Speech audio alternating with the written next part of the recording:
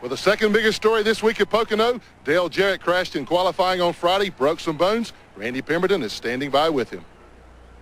Well, thanks, Glenn. Dale, we know that you're hurt. Is there a possibility that you can't go the distance today here at Pocono? Yeah, I just really don't know. There is that possibility. I'm pretty sore today. Just a matter of how much my knee can stand and, how things go. But I'm going to try to make it all the way. But I have Mike Wallace standing by, and I feel good about that because I have a lot of confidence in Mike. And we'll just see what happens. Say Happy Father's Day to my dad and my father-in-law, Here Jack in the Poconos, let's check out the Sears Die Hard starting grid brought to you by the Die Hard battery. Now with more power when you need it. Jeff Gordon, brand new track record, 169.725 miles an hour. Derek Culp starting outside of the row number 1, his career best start. Row number 2, Hutch Strickland, his best start of the year. Ricky Craven, he's making his 3rd start here at the Poconos. Kenny Schrader, 17th consecutive Pocono race in which he has started in the top 10. He's joined by Mark Martin outside of row number 3. Next row, Bobby Labonte, who picked up 3 spots in the points after a great finish at Dover. He's joined by Joe Nemechek, who's had some of his best career runs here. The 5th row, veteran Ricky Rudd and Dale Earnhardt. He has had a handful of top 5, 7 of those consecutively this year. Terry Labonte and Ward Burton. Ward was quick in practice yesterday afternoon. Row number 7, Rick Mast and Michael Waltrip, who finished 2nd here in '88, his career best finish. Row number 8, Bobby Hamilton, quick in practice yesterday, and young Jeff Burton of South Boston, Virginia. Row number 9, Ernie Irvin and Berwick, Pennsylvania's Jimmy Spencer. They love him up here at the Poconos. Rusty Wallace and John Andretti will make their row number 10 start. Andretti won here in a go-kart 20 years ago. Lake Speed and Brett Bodine going from row number 11. Row number 12, Sterling Marlin and Todd Bodine, who subs for Bill Elliott again here this week. Good to see Loy Allen back after injuries at Rockingham, and Jeff Bodine still wants to lead a lap this year. Morgan Shepherd, and there's Dale Jarrett after the accident. He's using his Charlotte car here today. Row number 15, Wally Dallenbach and Ted Musgrave, who normally finishes here in the top 5. He's hoping for a good day. Bobby Hillen and Darrell Waltrip, who's been to victory lane many times here at Pocono. Jeff Green is driving for Dale and Teresa Earnhardt. Jeremy Mayfield drives for Cale Yarborough. The 18th row, Robert Presley, healthy, no substitute. Greg Sachs is not here as a backup. And Randy McDonald, his first race of the year. Steve Grissom and Kenny Wallace, row number 19. The 20th starting row, Kyle Petty and Johnny Benson. And starting in the 21st row, Dick Trickle, the new driver for Junie Donlevy. As far as the in-car camera coverage is concerned, it's a wreck. 200 laps around the 2.5-mile Pocono International Raceway on Father's Day 1996. Glad to have you with us here on TNN Motorsports. And Jeff Gordon up through the gearbox, and off they go on this long 7/10 of a mile front straightaway, one of the longest straights in all of NASCAR racing. Now turn number 1, where the field is now, is basically a high-speed hairpin turn, but a little more running room than we've seen in the past. Now the teams are going from turn 1 to turn 2. This is a triangular track, only 3 turns. They're heading now through the Long Pond straightaway to that corner that you're looking at. It'll be the tunnel turn, which goes over the tunnel that leads them outside to inside the racetrack. As they get across the tunnel, they now work this north straightaway at 1,780 feet. They blow by Jeff Gordon right there, putting Hutch Strickland at the point now in the Circuit City machine.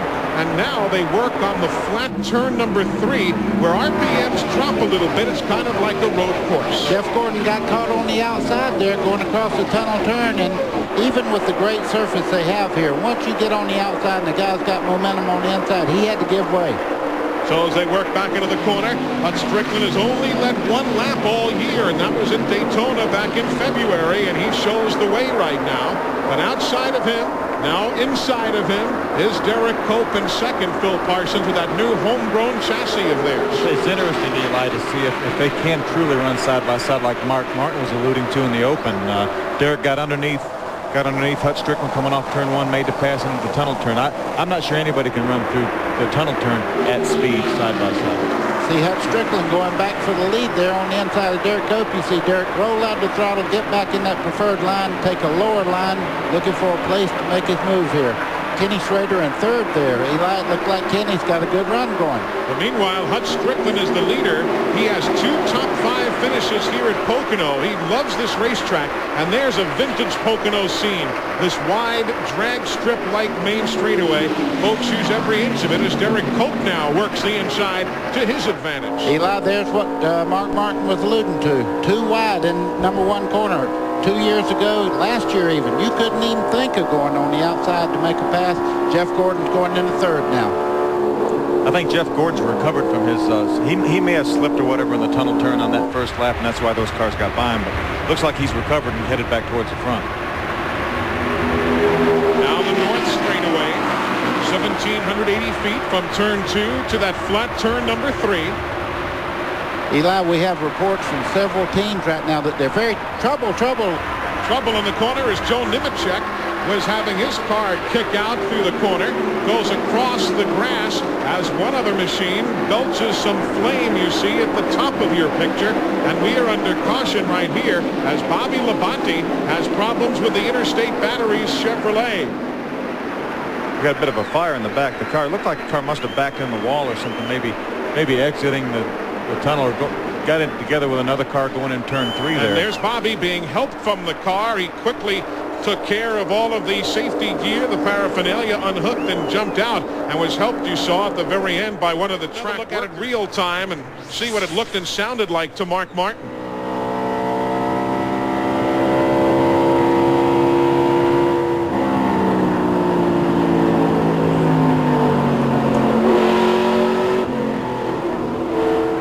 Mark kind of weeding his way through all of that problem now as he continues on. Meanwhile, back towards the front, you've got Jimmy Spencer in the 23, Terry Labonte in the 5. That is 8th, 9th, 10th, and 11th. Oh, Ernie Irvan hits the wall, tagged by Todd, or at least Brett Bodine. He'll spin out of control, Bodine will. Dale Jarrett comes down the pit lane to avoid. He is not stopping. He just took the high ground through the pit road, and we are under caution.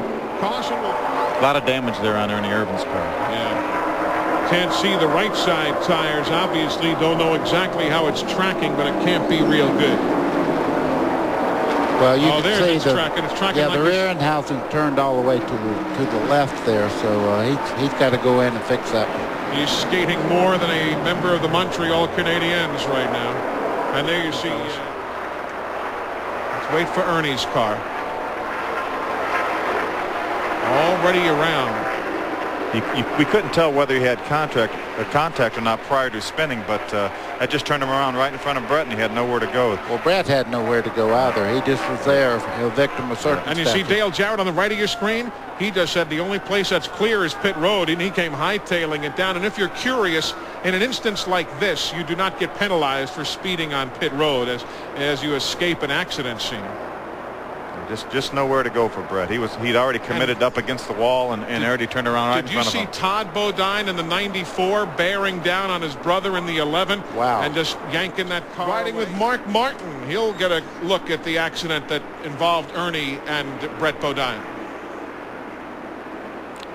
Looks like Ernie just got wide, maybe hung the right rear up, maybe in some loose particles of rubber, and the thing just went around. Very similar to what happened to Dale Jarrett earlier in the week, and when he was qualifying, it just turned around, and of course, chain reaction got Brett Bodine into it. And there's the aerial view, oh. And there came Brett, nowhere to go. Now watch, and you'll see the 94 come barreling through before, and he just avoided his brother, Todd Bodine, driving and avoiding Brett Bodine. You know, the track surface looks real wide, but when you're running 140, 50 miles an hour, it's pretty tough. Riding now with Jeremy Mayfield. Boy, I'm telling you, where do you go? Man. Wow. He went right in between the two wrecked cars there. Lap number 97, so Ricky Craven picks up 5 bonus points here today as well. Green flag from Doyle Ford. We're back at it. 1 lap shy of halfway. $10,000 from Gatorade, the front runner award on the line. Here this afternoon for the driver leading at halfway. Who's it going to be? Jeff Gordon, Mark Martin, Rusty, Derek Cope. There goes Derek Cope. Oh, and we have problems trouble in turn number 1. Lake speed in the wall with Ricky Craven. Lake Speed and Ricky Craven in the wall. They were running right now in 26th and 27th position near the end of the cars on the lead lap. So caution on the speedway as Lake Speed and the man who we told you had just led a lap, Ricky Craven, crash in turn number 1 on lap number 99. Oh, man. Spam in the wall. Lake's got some pretty significant damage, but it looked like Ricky Craven got away fairly quickly, so he may not have a whole lot of damage. I see him coming around turn 3 now with the car smoking, but we'll have to look at it. But Lake's got some pretty significant damage here. You can see him moving around in the car, though. He doesn't have the window net down yet, but you can see his head moving around. Here's a look again at what happened. Up into the wall go Lake and then Ricky Craven spinning. Hard on the brakes on the low side of the track. You saw Johnny Benson, that yellow Pennzoil Pontiac. The smoke there was just from the brakes being stomped on. Names that have not led. Jeff Bodine hasn't led but 2 races all season. Jeff Bodine shows the way. Jeff Gordon second. Dale Earnhardt fans, you can put your pencils away for the day.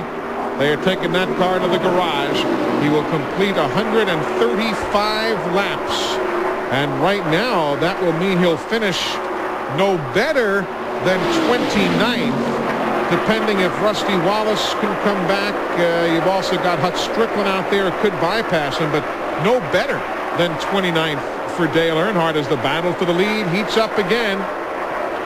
Either the tires are going away for Bodine, or Jeff says to Ray Evernham, I'm going anyway. That's right, Eli. I just figured it out. Right now, Jeff Bodine has about 140 miles on his left side tires. So, and Jeff Gordon has about 30 or something like that. So it's just a matter of Jeff.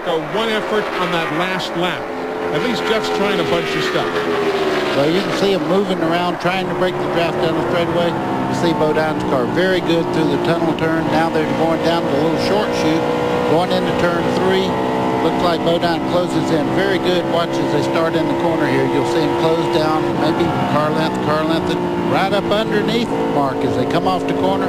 That Mark like almost touched. So then Mark jumps in the throttle and it squirts him out just about a car length ahead of Jeff Bodine. And then it's hard. He's got momentum coming off the corner. It's hard for Jeff Bodine to make a move once Mark gets the momentum. But he's all over him like a blanket. The car behind them, Ricky Craven, you saw him. He's not on the lead lap. He's 17th. Here goes Bodine. Got him. Turn 1. Now can Mark come back? Mark's trying to get up under him down the back straightaway there and take that angle off as they start in the tunnel turn, but he can't make it. Bodine's very strong down through there. There's nothing a race car driver hates more, Eli, than losing a position late in the race, losing a position or 2 or whatever. So, you know, Mark Martin is doing his best to get back up there. And there goes Bobby Hamilton by Morgan Shepherd for 5th position. Right, that's 5th place changing hands. So the STP Pontiac moves ahead of the Remington Arms Ford of Morgan Shepherd. Chevy leading, as he has for much of the day. Jeff Gordon.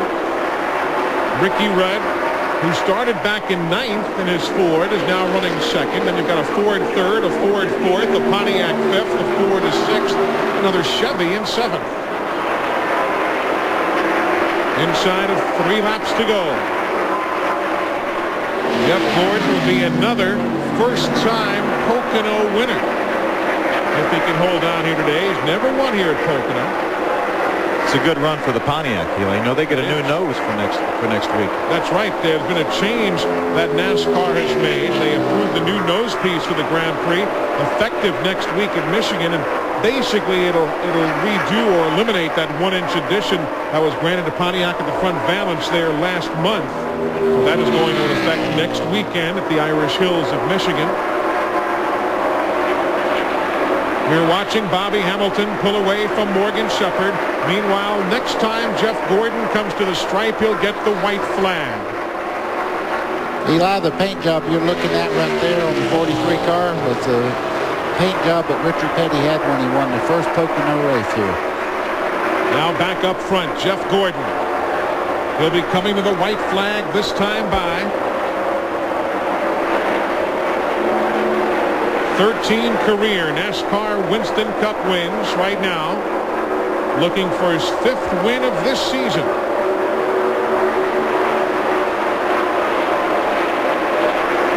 He's going to put a pretty big dent in the gap he had between himself and Earnhardt in the point standings. You're just joining us. Dale Earnhardt with engine problems finished back in 32nd position. White flag for Jeff Gordon. He ran this car at Charlotte. He ran it at Dover Downs International Speedway a couple of weekends ago. And here he has it again. Jeff Gordon and Terry Labonte both led today. That is the 10th race of the year that both men have led. What does that say about Hendrick Motorsports? Boy, very strong. This race car's been good. But the Attaboy Award, for, as far as I'm concerned today, Jeff Bodine. What a great run in third. But here come the DuPont colors.